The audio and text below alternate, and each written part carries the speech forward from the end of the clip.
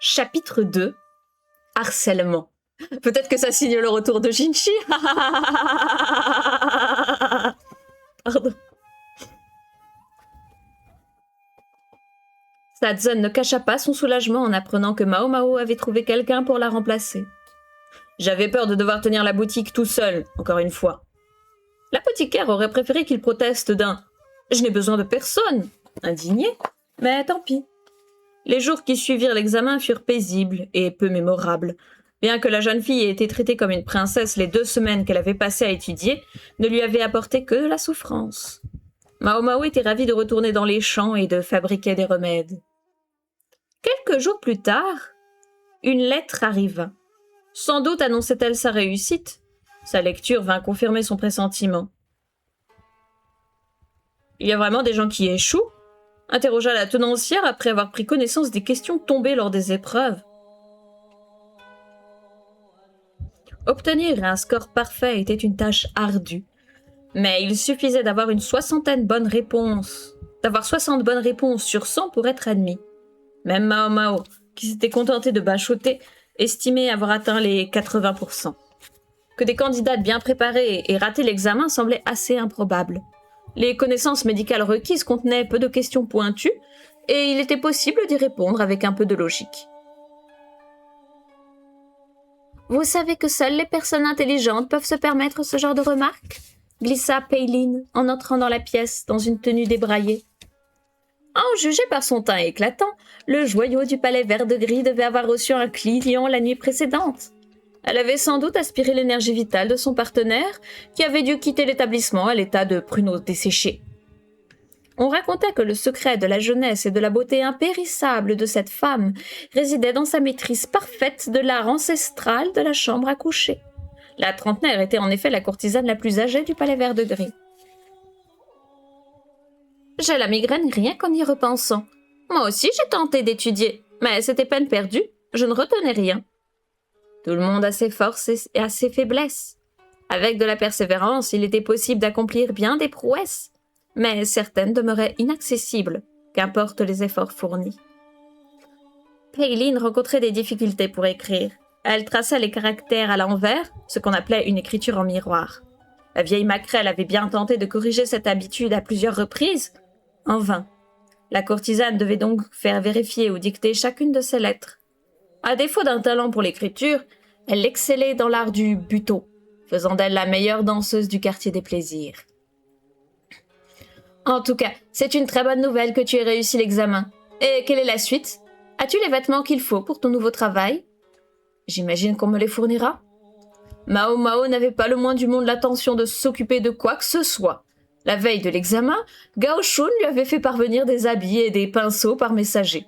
Le serviteur avait sans doute été également mandaté pour l'accompagner jusqu'à la salle d'examen, mais l'herboriste avait trouvé sa présence oppressante et l'avait ignorée.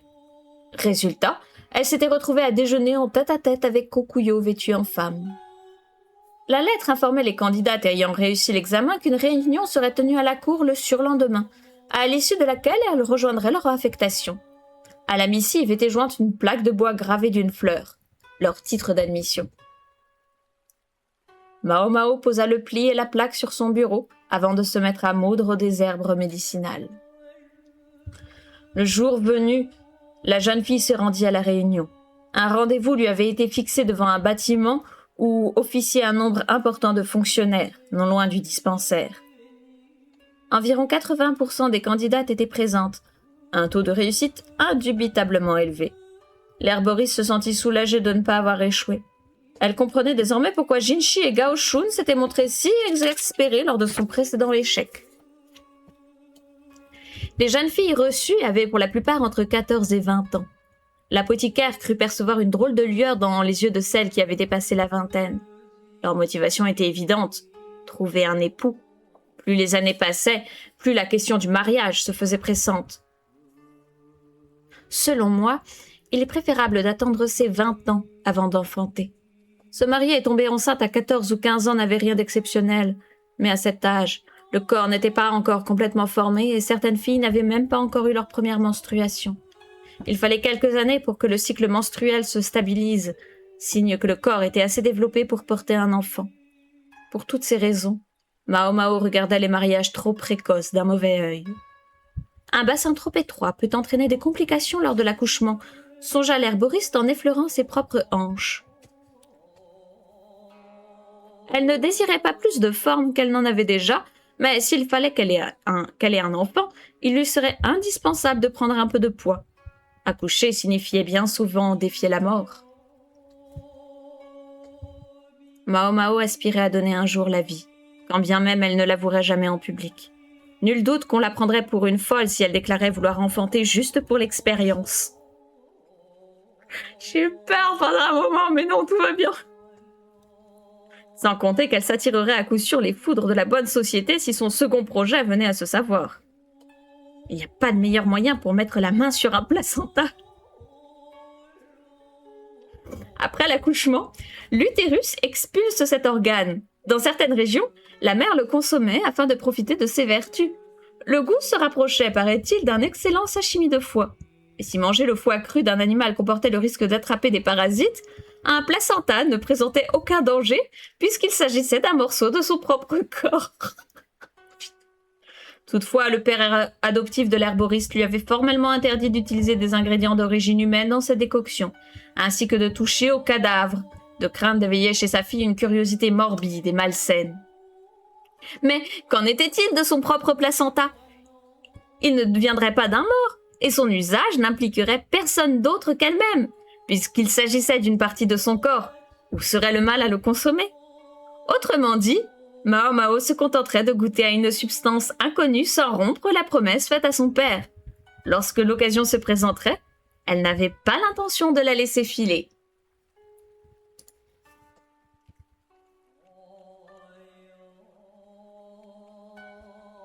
« Veuillez vous rassembler ici », ordonna une fonctionnaire âgée au regard acéré. Chaque jeune fille avait reçu un uniforme et certaines avaient embelli le leur. Chez les pans, le mâle faisait la roue pour séduire la femelle, mais chez les êtres humains, il revenait aux femmes de se parer de leurs plus beaux atouts. Atours. L'herboriste s'était quant à elle contentée de la tenue qu'on lui avait fournie. N'ayant rien fait pour attirer l'attention, pourquoi sentait-elle des regards fugaces posés sur elle ? Peut-être que je ne porte pas mon uniforme comme il faut ? Si la plupart de ses consoeurs avaient une robe unie, la sienne était rose pâle en haut et rouge en bas. Les coloris semblaient varier selon les affectations, et seules 5 d'entre elles arboraient cette combinaison de couleurs. Le poste d'assistante médicale était tout nouveau. Il était logique qu'elles soient encore peu nombreuses. Réflexion faite, un détail la différencia toutefois des autres. La couleur du cordon ornemental de sa coiffure. Mao Mao en avait un légèrement plus foncé. Inutile de s'arrêter sur ces futilités. L'herboriste se rangeait à côté des autres femmes quand elle buta contre un obstacle. Non, elle n'avait rien heurté. Elle n'eut pas le temps de se rattraper sur ses mains et atterrir la tête la première sur le sol. Par chance, avec son visage plat, la poussière le recouvrait de manière égale. Elle se releva en s'essuyant la figure de la main sans protester. Heureusement, son nez ne saignait pas. « Oh non, je suis terriblement désolée », s'excusa une jeune fille au sourire gracieux avant de s'éloigner. Son groupe et elle étaient vêtus du même uniforme que Mao Mao. « Tu n'as rien ?» demanda la fonctionnaire âgée en accourant. « Non, je vais bien », répondit l'herboriste, le visage impassible. « Ça me rappelle quelque chose. » Elle reconnaissait bien là l'atmosphère caractéristique des milieux exclusivement féminins. Une pointe de nostalgie l'envahit.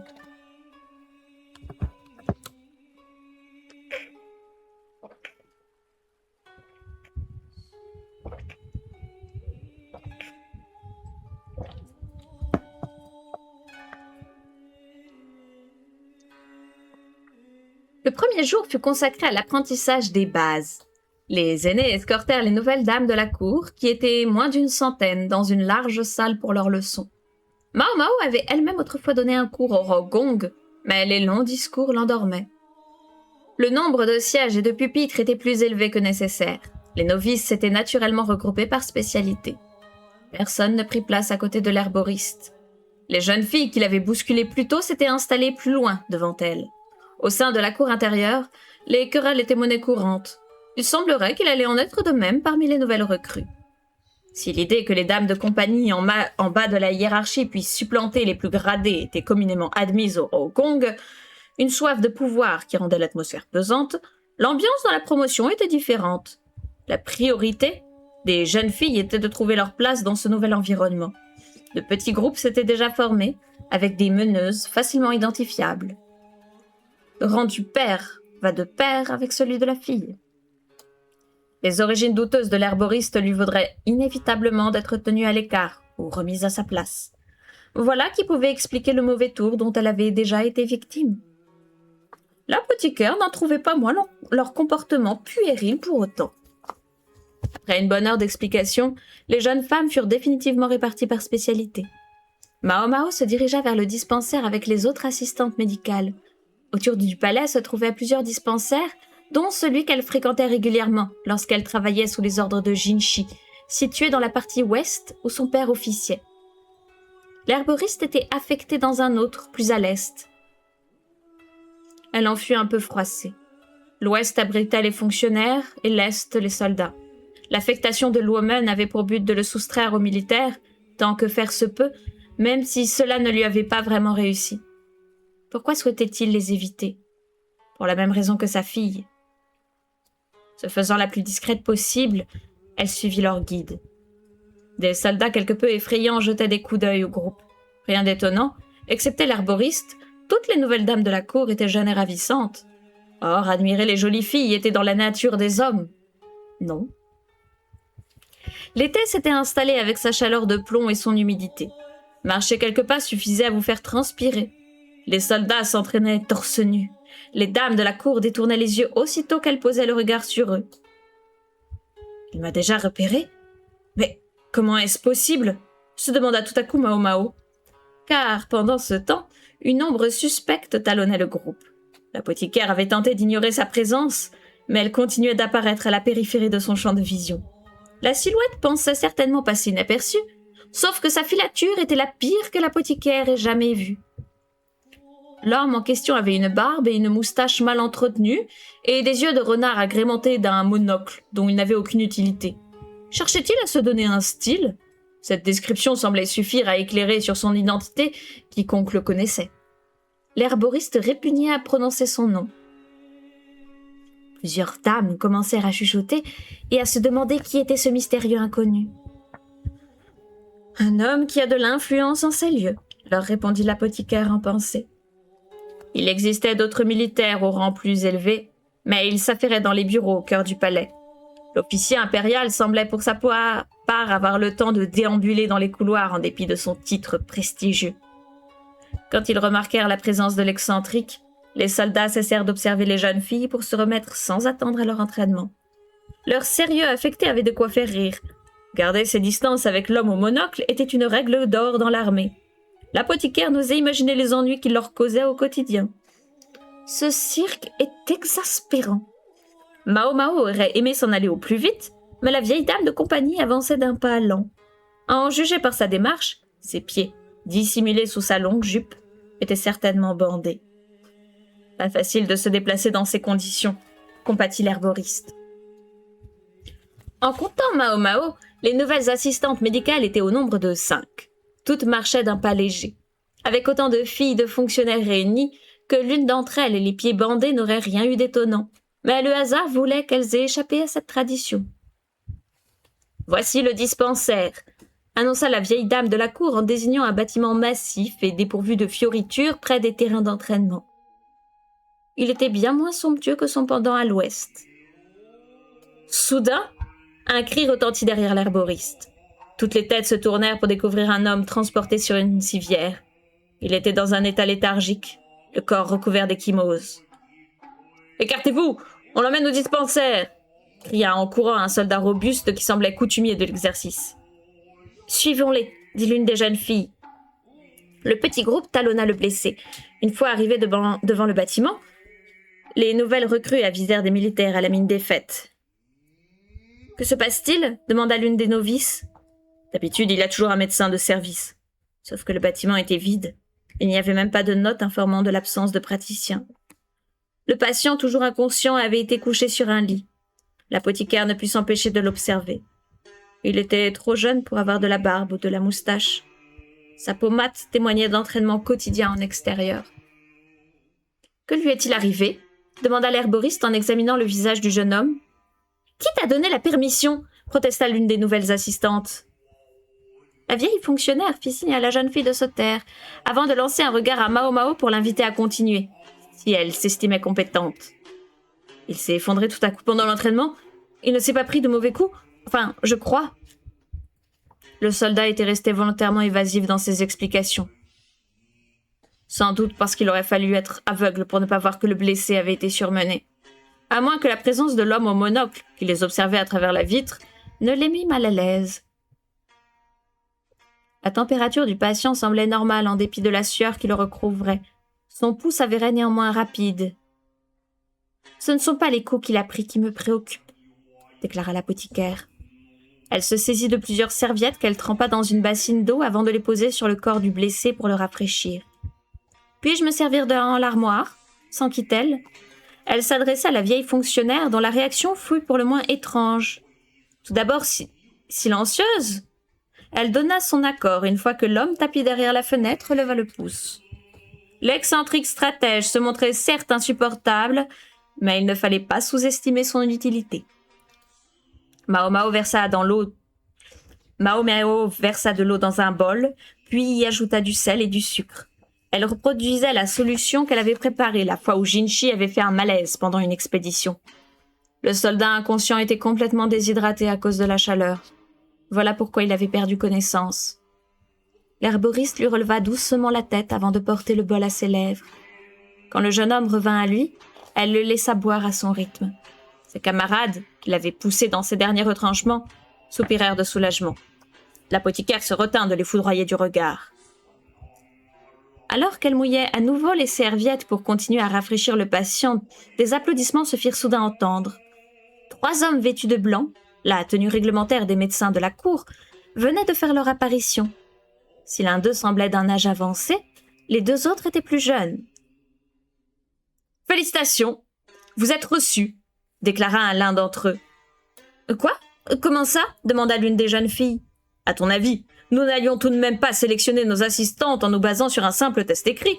Nous voulions vous voir à l'œuvre. » En d'autres termes, il s'était caché pour observer les réactions de Mao Mao et des autres recrues. Quel mauvais goût.